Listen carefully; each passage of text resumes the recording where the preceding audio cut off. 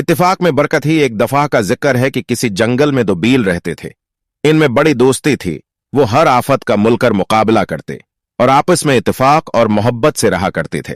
एक बार एक शेर ने उन पर हमला कर दिया, मगर दोनों ने मिलकर उसे ऐसा मारा कि शेर को दम दबाकर भागना पड़ा।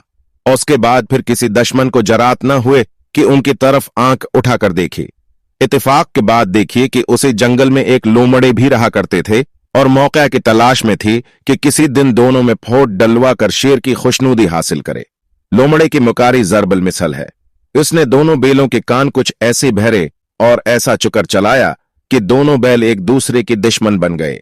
लोमड़ी अपनी मौसद में कामयाब हो गए। बेलों में फोट डलवा कर उसने शेर को इतला कर दी।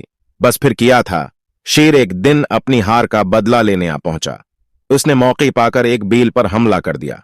दूसरा बैल मदद करने की बजाय खड़ा देखता रहा। शेर ने एक बेल को चीर फाड़ कर दूसरे बेल को भी खत्म कर दिया। इस तरह दोनों बेल अपनी नातफाकी की हाथों हलाक हो गई।